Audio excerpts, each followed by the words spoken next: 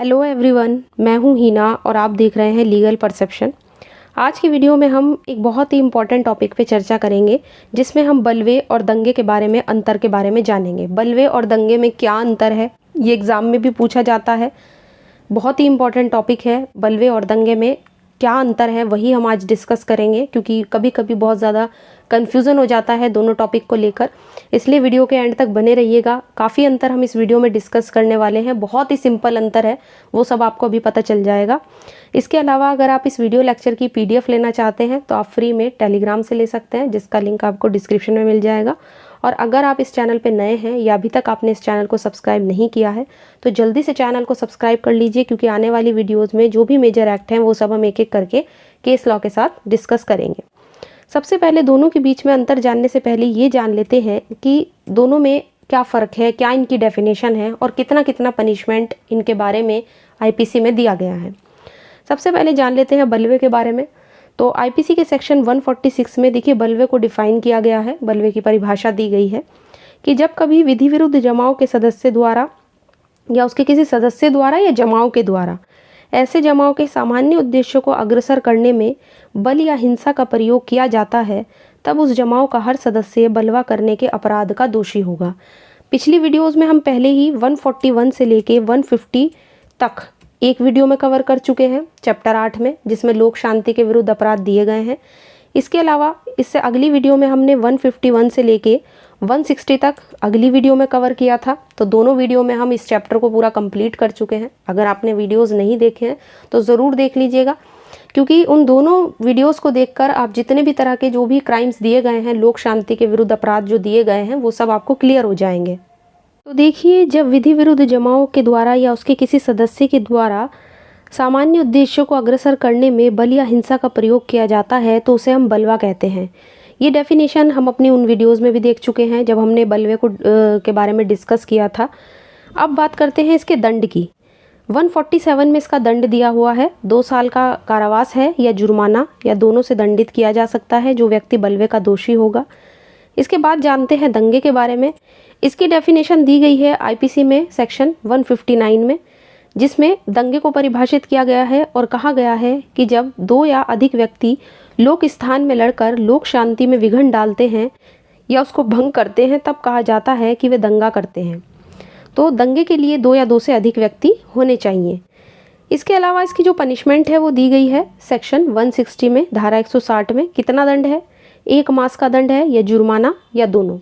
तो यहाँ पे हमने दोनों की डेफिनेशंस भी देख ली, दोनों के बारे में पनिशमेंट्स भी देख ली। अब बात करते हैं दोनों के बीच में क्या डिफरेंस है इसकी। सबसे पहले बात कर लेते हैं बलवे और दंगे में अंतर। देखिए, वैसे तो अगर हम आमतौर पे बात करें तो दोनों ही जो अपराध हैं, चाहे वो बलवे का अपराध हो या दंगे का अपराध हो, लोक शांति के विरुद्ध ही दोनों ऑफेंस या क्राइम हैं। लेकिन फिर भी दोनों में कई सारे अंतर हमें देखने को मिलते हैं। सबसे पहला अंतर है, दंगा एक सार्वजनिक स्थान पर किया जाता है, यानी एक पब्लिक प्लेस होना चाहिए जहाँ पे आमतौर पे लोग आ जाते हैं, आमतौर पे लोगों का आना जाना है, जिसे हम पब्लिक प्लेस कहते हैं। वहाँ पर दंगे का अपराध के लिए स्थान दिया गया है IPC में, सार्वजनिक स्थान। जबकि अगर हम बात करें बलवे की, तो बलवे की डेफिनेशन में ऐसा कोई जो है स्थान की बात नहीं हुई है। तो इस तरह से बलवा जो है वो एक पब्लिक प्लेस में भी हो सकता है और एक प्राइवेट प्लेस में भी हो सकता है, यानी निजी और सार्वजनिक दोनों स्थानों में बलवे का अपराध हो सकता है।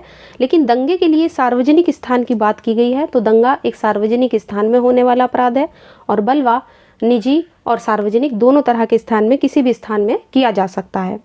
दूसरा अंतर है व्यक्तियों का। दंगे में जैसा कि हमने पढ़ा, डेफिनेशन में साफ लिखा हुआ है कि कम से कम 2 व्यक्ति तो होने ही चाहिए, है ना, लड़ने के लिए आपस में। जबकि बलवे की बात करें तो उसमें कम से कम 5 व्यक्तियों का होना ज़रूरी है। क्यों ज़रूरी है? क्योंकि बलवे में विधि विरुद्ध जमाव के बारे में बात हुई है और विधि विरुद्ध जमाव में कम से कम 5 लोगों का होना तो ज़रूरी है।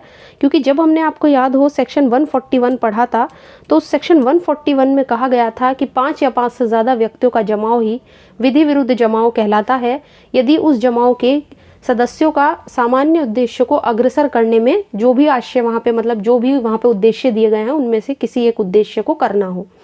तो कम से कम 5 लोग तो होने ही चाहिए बलवे के लिए।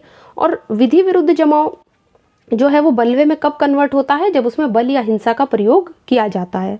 तो यहाँ पे कम से कम 5 लोग होने चाहिए बलवे के लिए। इसके बाद तीसरा अंतर है, दंगे में विधि विरुद्ध जमाव नहीं होता, बलवे में विधि विरुद्ध जमाव होता है। एक सिंपल जो डिफरेंस है वो ये भी है कि दंगे के लिए ज़रूरी नहीं है, मतलब बिल्कुल भी अनलॉफुल असेंबली का होना ज़रूरी नहीं है विधि विरुद्ध जमाव हो, लेकिन बलवे के लिए विधि विरुद्ध जमाव का होना ज़रूरी है। तो साफ ही इसकी तो डेफिनेशन में लिखा है कि विधि विरुद्ध जमाव, लेकिन दंगे के लिए ज़रूरी नहीं है। इसके बाद चौथा पॉइंट, दंगे के लिए कम से कम दंड का प्रावधान किया गया है, मतलब कम दंड दिया गया है दंगे के लिए। कितना है हम पढ़ चुके हैं, 1 मास का दंड है, कारावास है, या 100 रुपये जुर्माना, या दोनों से दंडित। लेकिन अगर बात करें बलवे की तो इसमें अधिक दंड का प्रावधान किया गया है। कितना दंड है बलवे के लिए, 2 वर्ष का कारावास है, या जुर्माना है, या दोनों के दंड का प्रावधान है। तो दंड भी दोनों में काफ़ी अलग है। दंगा कम दंड से दंडित है और बलवा जो है वो क्योंकि बड़ा अपराध है, बल और हिंसा का इसमें प्रयोग किया जाता है, तो इसलिए इसके लिए ज़्यादा दंड है। नेक्स्ट जो डिफरेंस है वो है, दंगे के अपराध के लिए बल और हिंसा का प्रयोग नहीं किया जाता, जबकि अगर बात करें बलवे की तो उसमें तो उसके सदस्यों द्वारा जब तक बल और हिंसा का प्रयोग ना किया जाए वो बलवे की श्रेणी में आएगा ही नहीं, फिर तो वो अनलॉफुल असेंबली बन के रह जाएगा। तो बल और हिंसा दंगे के लिए मेन नहीं है, लेकिन बलवे के लिए बहुत ही इम्पोर्टेंट माना जाता है, बलवे के अपराध के लिए। इसके बाद नेक्स्ट है, दंगे के अपराध के लिए सामान्य उद्देश्य का होना ज़रूरी नहीं है, जबकि बलवे में सामान्य उद्देश्य में कार्य किया जाना बेहद ज़रूरी है। तो यहाँ पे कोई सामान्य उद्देश्य हो ज़रूरी नहीं है, किसी भी बात पे जो है वो दंगा हो सकता है, लेकिन जो बलवा होगा वो तो सामान्य उद्देश्य के लिए ही किया जाता है। इसके बाद नेक्स्ट अंतर है, दंगे के अपराध के लिए केवल वही व्यक्ति दंडित किए जाते हैं जो वास्तव में उस अपराध को करते हैं, लेकिन अगर बात करें बलवे के अपराध की तो इसमें विधि विरुद्ध जमाव का हर सदस्य बलवे के लिए दायी माना जाता है, भले ही वो उसके लिए कोई काम ना भी करे। तो यहाँ पे ये चीज़ हमें ध्यान रखनी है कि काफ़ी इंपॉर्टेंट अंतर जो थे वो यहाँ पे दोनों के बीच में हमने देखे हैं। टोटल 7 डिफरेंस थे दोनों के बीच में जो हमने मेन जो डिस्कस किए हैं। आशा करती हूँ आज का छोटा सा वीडियो आपको पसंद आया होगा। वीडियो अगर पसंद आया है तो वीडियो को लाइक कर दीजिए, ज़्यादा से ज़्यादा शेयर कीजिए, और अगर आप इस चैनल पर हैं या अभी तक आपने चैनल को सब्सक्राइब नहीं किया है तो जल्दी से चैनल को सब्सक्राइब कर लीजिए, क्योंकि मैंने बताया ना कि जितने भी मेजर एक्ट हैं वो हम एक एक करके केस लॉ के साथ डिस्कस करेंगे। और अगर आप इस वीडियो लेक्चर की PDF लेना चाहते हैं तो आप फ्री में टेलीग्राम से ले सकते हैं, जिसका लिंक आपको डिस्क्रिप्शन में मिल जाएगा।